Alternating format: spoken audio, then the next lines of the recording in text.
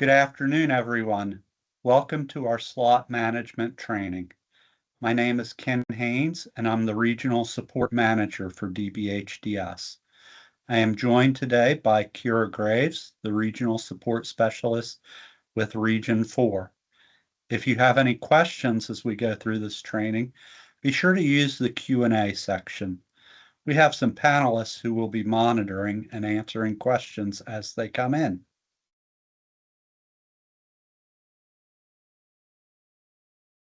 We're offering this training on slot management as a reminder to the CSBs about the background and processes of slot management.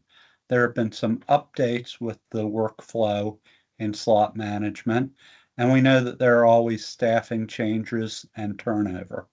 So this is an effort to refresh people's knowledge and expertise, to update the training to align with the process in WAMS, and we've designed this training and we'll be discussing the following: the slot utilization timelines and regulations, retained slot forms and helpful reminders, WAMS data reports and information on how those are distributed, and finally, we will end with providing some optional resources that could potentially help with more effective slot management.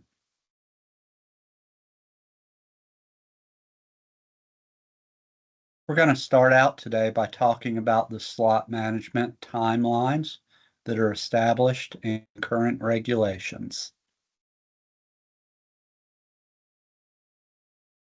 12 VAC 30-122-80 waiver approval process authorizing and accessing services is the regulation that outlines the timelines that CSBs should follow for newly assigned slots.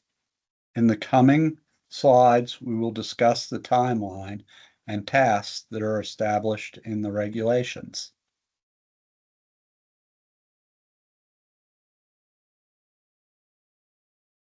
On day one is the first day that the regional support specialist assigns the slot. At that time, the slot is automatically placed into projected status. At this time, the regional support specialist also creates the slot assignment confirmation letter in WAMS that should be sent to the individual and/or family. Within 7 calendar days of slot assignment, the support coordinator shall make contact with the individual and family to notify them that a DD waiver slot has been assigned to them. Within 15 calendar days, the family should communicate with the support coordinator if they are choosing to accept or decline the assigned slot. If the slot is declined, the CSB should go into WAMS and release the assigned slot, noting that the waiver was declined. If the slot was accepted, the support coordinator shall move forward with steps to initiate services. Just as an FYI, for reserve and emergency slots, those slots follow a different workflow, and as a general practice, we do not create slot assignment confirmation letters for those slots. We assume that because the family and individual have been involved in applying for those slots, that these will be accepted. However, if you need us to, we can complete a slot assignment letter for those slots on request. Just reach out to your regional support specialist and request the creation of that letter, and we'll be happy to do that for you.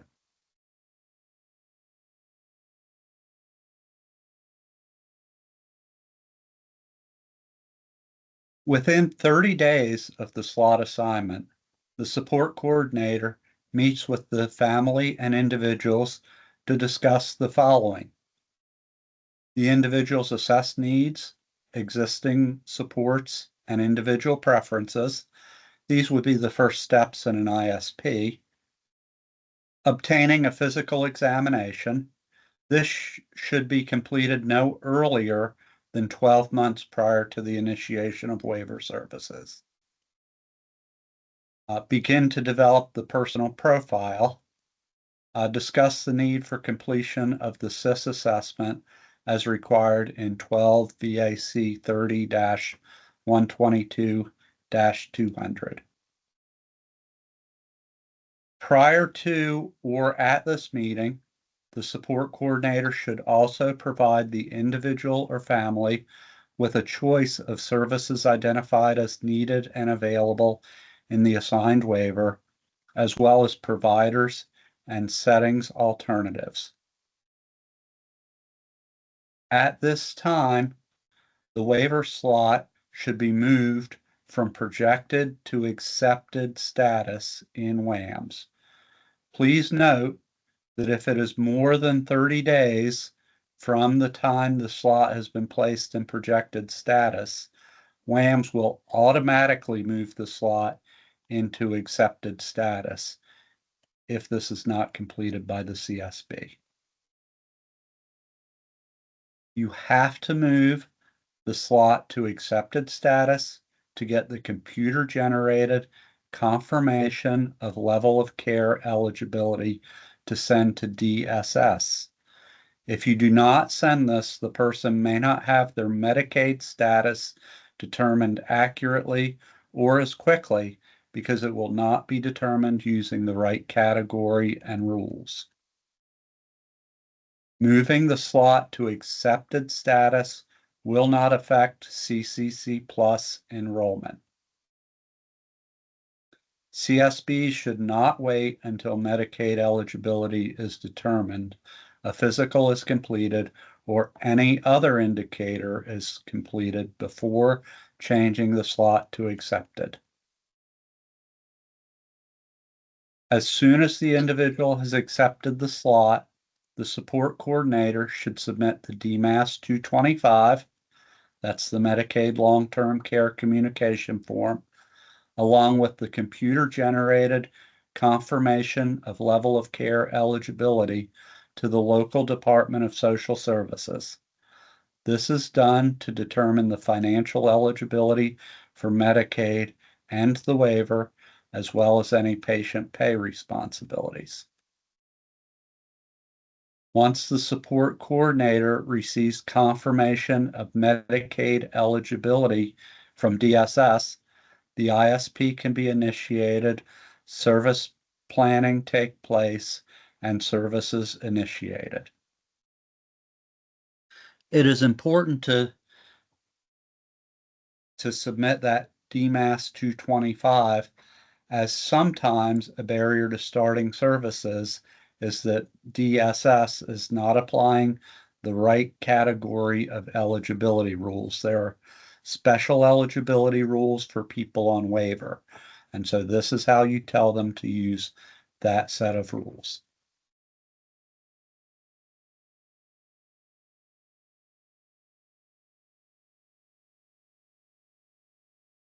So within 30 days of the slot moving to accepted status, the individual, the family caregiver, or the support coordinator shall contact chosen providers so that the services can be initiated within that 30 days of moving to accepted enrollment status or confirmation of Medicaid eligibility, whichever comes last.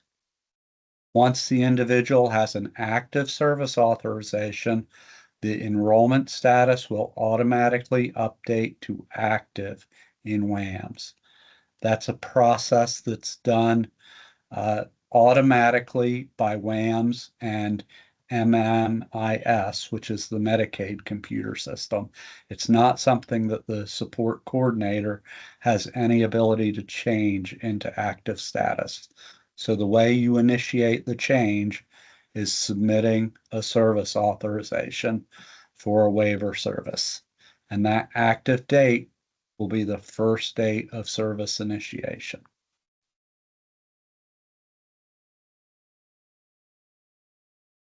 We're going to talk about retained slot forms. According to the regulations, if services are not initiated within 30 calendar days of moving to accepted status and the individual wishes to retain the waiver slot, the support coordinator has to electronically submit a request in WAMS to retain the designated slot pending the initiation of services. A copy of the request shall be provided to the individual and the individual's family and caregiver as appropriate. Upon receipt and approval of the first request to retain the slot, DBHDS has the authority to approve the slot retention request in 30-day extensions up to a maximum of 4 consecutive extensions, or deny that request to retain the waiver slot for individuals when at the end of that extension time period, there is not evidence of the individual's efforts to utilize waiver services. All written denial notices to the individual and family caregiver as appropriate shall be accompanied by the standard appeal rights. And that's 12 VAC 30-110. So you are going to fill this out and submit this in WAMS, and we're going to show you where you do that in WAMS. But this is mandatory that you do that in every 30 days. We are generally going to approve them as long as the person is making progress towards utilizing that waiver. But we do want to be sure that all families and caregivers are aware that they only have 4 extensions, which is 150 total days from when it's moved to accepted status. And at that point, we have to deny the retained slot, and appeal rights must be issued to the individual at that point.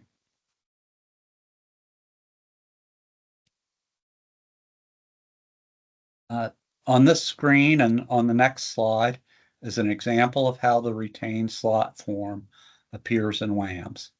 This is the top portion of the form. Those first 6 fields are going to populate automatically. You have to add in the remainder of the information. So please be sure that you clearly mark whether this is an interruption in services or whether services have not yet been initiated.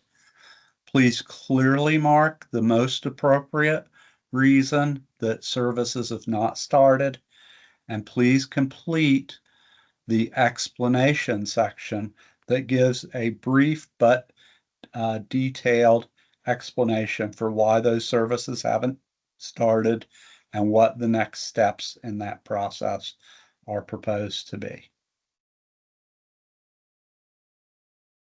And this is the remainder of the form. The values for these fields have to be added by the person completing the form. Please be sure when you fill in the RSS reviewer that you fill in the regional support specialist for your region. These only go to the person who that's filled in for. And then please be sure when you have filled this out that you not only complete the finish button at the bottom of this screen, but also the submit button in WAMS. Some helpful tips for completing the retained slot form. When filling out the form, please be sure to correctly select if services were interrupted or not yet initiated. Make sure you are adding the correct date for date of active enrollment or date of interruption. Make sure you're selecting the reason on the form and thoroughly engaged explaining why the individual is not engaged in active services, and discuss the plan to return or to initiate services. Including in that, be sure to include any pertinent dates. For example, if somebody's in a hospital or rehab and you have a discharge date, or if they're incarcerated and you have a release date, uh, please fill that out. Again, if they have a Medicaid active date, or when your next meeting is, or when the proposed date that the provider can start to provide services, all of that is helpful to communicate. This is the official way to communicate this information to DBHDS. Make sure you're selecting the correct RSS. If you don't get the correct reviewer, that could lead to delays in processing the request. After you've submitted the form, please be sure to return to WAMS periodically to determine if the form was reviewed, approved, denied, or if more information is needed. Be sure to open the form, even if it's approved, to read the RSS approval notes in case there are any special instructions included. And I'll just give one example. Uh, if the individual cannot find appropriate services and they've been looking for 90 days, that's one of your triggers to fill out a regional support team referral. And so we will put that in the notes section to be sure that you are doing that. And at times, we will also put in when the deadline is to initiate the services before they need to use the slot. So we want to make sure that if we're communicating that to you, that you're following those recommendations, communicating those deadlines to the family, etc. And at this point, I think I'm going to throw it over to Kira. Right. So my name is Kira, and the next thing we're going to do is discuss the WAMS data reports. The first report that we're going to talk about today is the accepted status report. So as we talked about earlier in the presentation, day one, when the slot is assigned, that slot is placed into projected status automatically. And then once the slot moves from projected to accepted, that should generally occur within about 22 to 30 days after that initial assignment. If the CSB doesn't make this change within that 30-day time frame, WAMS will make the assumption that the individual and their family have accepted the slot, and then WAMS will make the move to automatically update that status to accepted in WAMS. The accepted status is a time frame to allow the CSB and the individual and their family to locate some time to locate providers and onboard waiver services. Once the individual has a service authorization that is in VAMIS approval complete, the slot will automatically update to active in WAMS. So all of the individuals showing in this report have been identified to be in accepted status with your CSB. This report will show the date that the status was updated to accepted, and will also display a day count to make it easier to see where each individual at your CSB is in their timeline to onboard services. So when you look at this report, what we're asking you to do with it is, one, the support coordinator should be actively meeting with the individual and their family to continue to assess their needs, discuss next steps, and begin onboarding waiver services. We want you to use the days column to determine how long the individual has been in accepted status and to ensure that you're submitting those retained slot forms on a timely basis.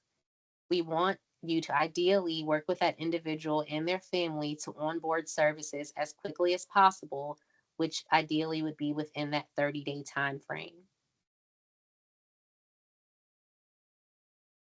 The next report that we're going to look at is the no active authorization report.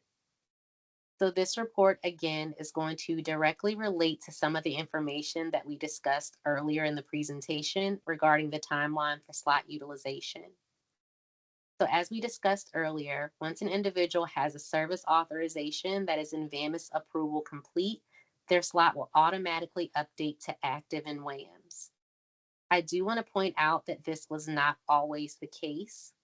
Previously, slots were moved to active by the CSBs, even if they were still in the process of exploring services and before those services were actually started. So I want to point out that this report at this time will show those individuals who were still moved to active prior to the implementation of accepted status in WAMs and the individuals who have not yet started waiver services.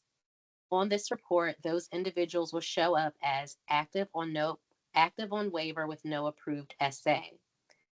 This report will also show individuals who are not new to waiver but have had an interruption in their services.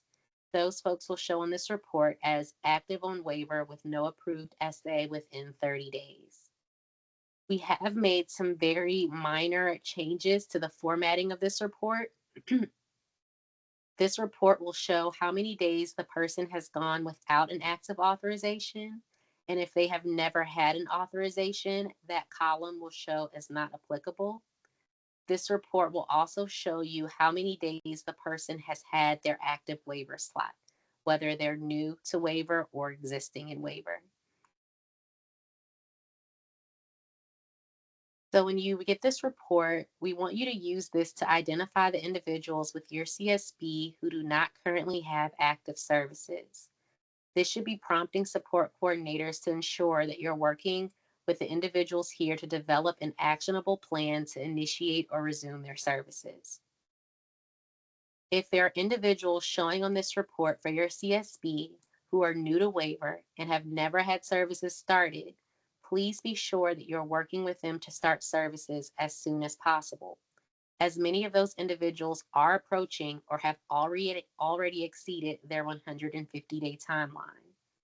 If the individuals who have not utilized services yet are no longer interested in started services or no longer want their waiver slot, then you should please take the steps to release that slot.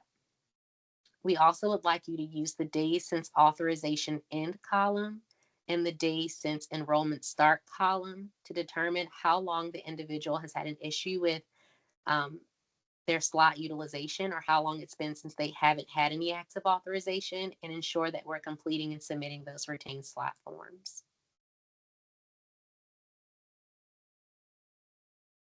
The next report is the slots on hold report.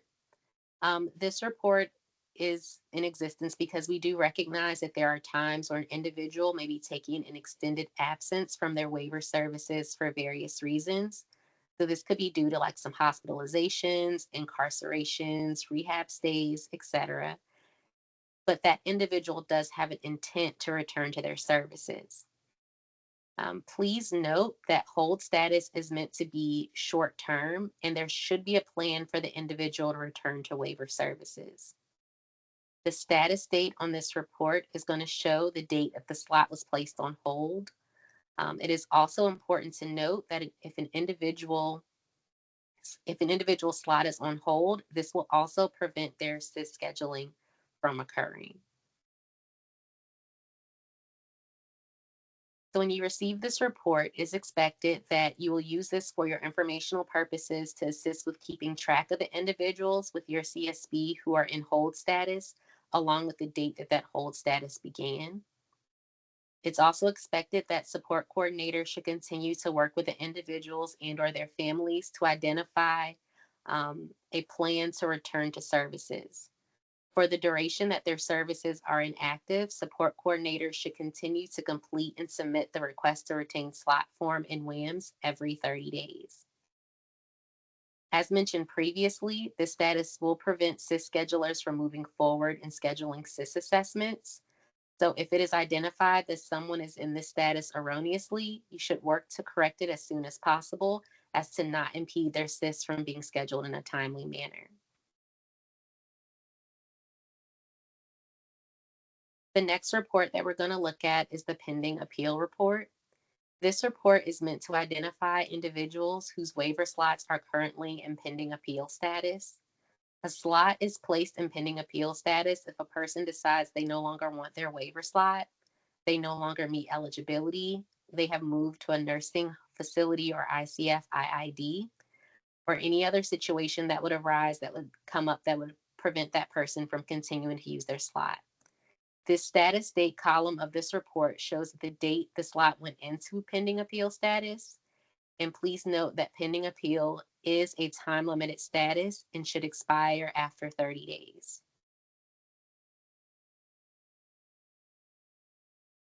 Once CSBs receive this report, we should use this report to assist with keeping track of slots that are in pending appeal status and be sure to pay special attention to the status date column. As stated before, this status of pending appeal is a time limited status and is only meant to last 30 days. If you identify in this report that there are individuals who have reached or exceeded that 30-day timeline and they have not started an active service or filed an appeal yet, then you should return to WAMS and manually release that slot because this is a process that will not automatically be done in WAMS for you. The next report is the slots to refill report. So this report is intended to let the RSS and CSBs know what slots are available and how long they have been available. This report will show you the slot number, the date it was released or became available, the number of days that slot has been available, and whether or not the slot was unassigned or swapped. All slots, regardless of if they are newly allocated or if they are vacated slots, should be reassigned to another individual within 90 days.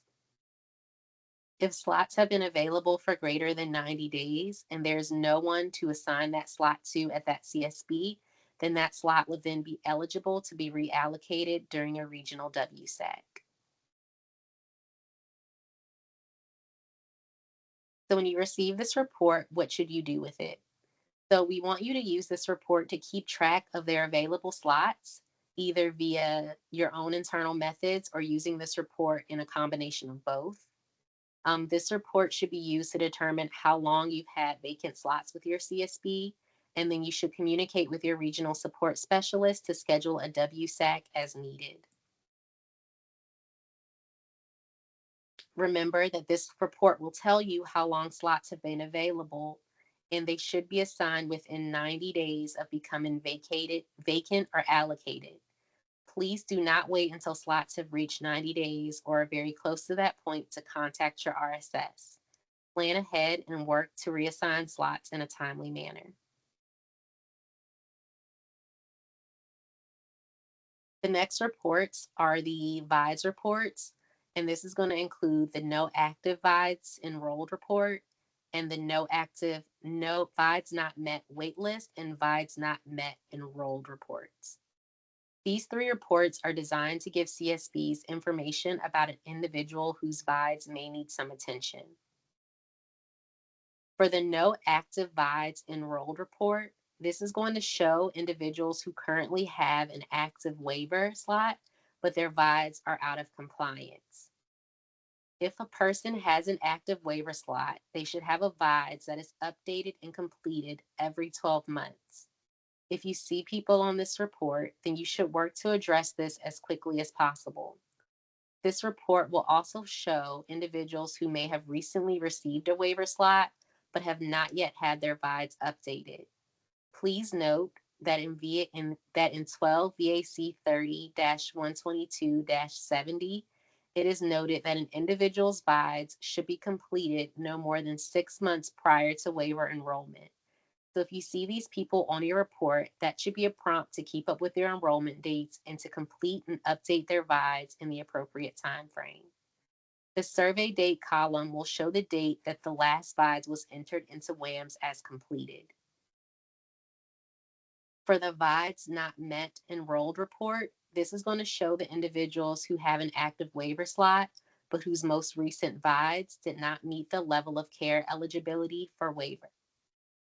And then for the VIDES not met waitlist report, this is going to show the individuals who are currently on the DD waitlist, but their completed VIDES did not meet the level of care eligibility for waiver and the waitlist. When you receive these reports, so for no active VIDES enrolled, it is expected that all VIDES be completed in WAMS. For any individual identified on this report, you should enter the VIDES into WAMS for those individuals who have been affected as quickly as possible. for VIDs not met, enrolled, and waitlist. If there are individuals on these reports who have had an error in their submitted VIDs, you should work to make those corrections and resubmit as soon as possible. If there are no errors, please send the appeal rights to the affected individuals and either release their slot or remove them from the wait list at the expiration of the 30-day appeal period, which is 30 days. The next report is the No Medicaid Number report. This one will show individuals whose enrollment statuses are accepted, active, and on hold without a Medicaid number entered into WAMS. Having a Medicaid number entered into WAMS is necessary for two reasons. A Medicaid number is needed in order for an individual to receive active waiver services, and a Medicaid number is also needed in order for CIS imports to occur into WAMS. When you receive this report, you should be using it to identify any individuals who do not have an active Medicaid number entered into their WAMS profile. Please enter the Medicaid number for any affected individuals if they have an active Medicaid number and the number is known as quickly as possible. If the affected individuals do not have a Medicaid number, please be sure that you're working with your local DSS to apply for Medicaid, then add the number to WAMS as quickly as possible once it is approved. With that, we do recognize that there are some localities that are continuing to experience some struggles with their local DSS, which is leading to delays in approving Medicaid. If you are experiencing any prolonged issues, please notify us so that we can work with DMAS to remedy the issue.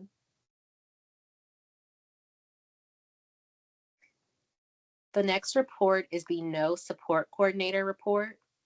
This report will identify individuals who are in accepted, active, pending appeal, and hold statuses who do not have a support coordinator assignment listed in WAMS. Having a support coordinator assignment in WAMS is important as it provides information to CIS schedulers of who to contact to initiate scheduling. Not having that information entered into WAMS can result in delays for CIS scheduling efforts. When you look at this report, you should be using it to identify those individuals who do not have a support coordinator entered into their WAMS profiles. Please proceed to add the name and contact information of the assigned or covering support coordinator who will be able to respond to CIS scheduling efforts into WAMS as quickly as possible. We do recognize that there can be a lot of staff turnover at times. However, there should still be someone added to that section into WAMS, even if they are only supporting the affected individuals on a short-term basis.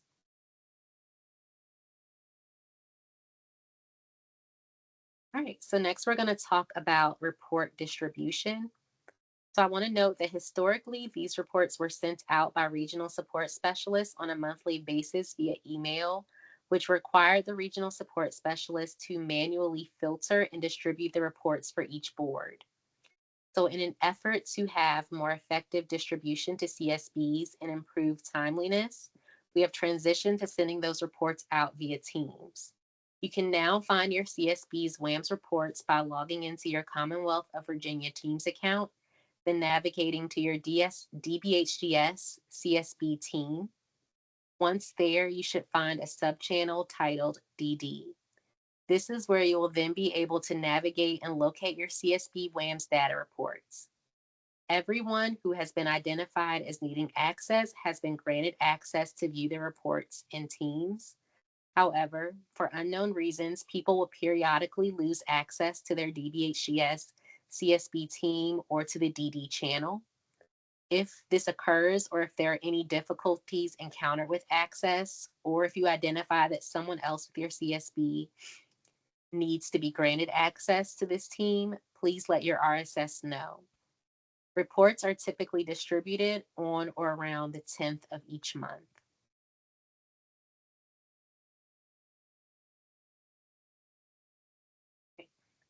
So while we do provide you all with WAMS data reports to support with slot management, It could also be beneficial for each CSB to have their own methods of keeping track of slots and their timelines, etc.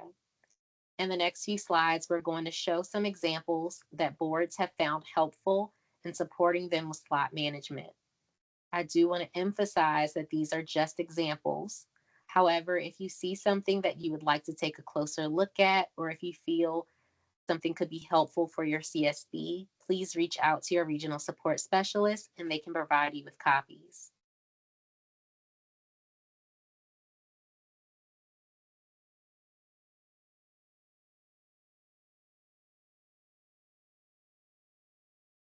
So again, just taking a quick look, this is a spreadsheet that one CSB uses to keep track of their slot management. Again, want to emphasize that this is one CSB's method. This is the way they choose to do it. If you don't have a method or if you feel that your method is ineffective, this or any of the other resources could potentially be helpful for your board. But again, to emphasize that these are all optional and just examples. Again, here's another method that another CSB uses, another spreadsheet that they use to keep track of their slot management. And here's a final example of what another CSB is using to keep track and manage their slots. I want to again reiterate that these resources are not mandatory in any way. We are simply sharing these in case there can be a support to others. We recognize again that many of you likely already have your internal methods that you use that work well for you. And if you have a method that you feel is particularly awesome and that we did not share here today, you can always send those to your regional support specialist and they can put that into a pool of optional resources to share with other CSBs who may be looking for support.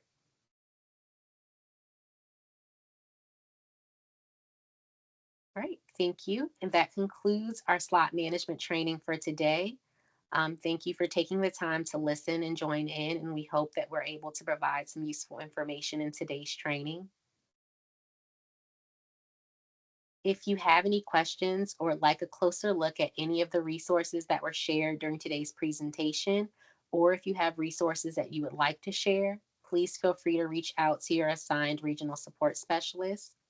The contact information for all RSSs are currently showing on the screen.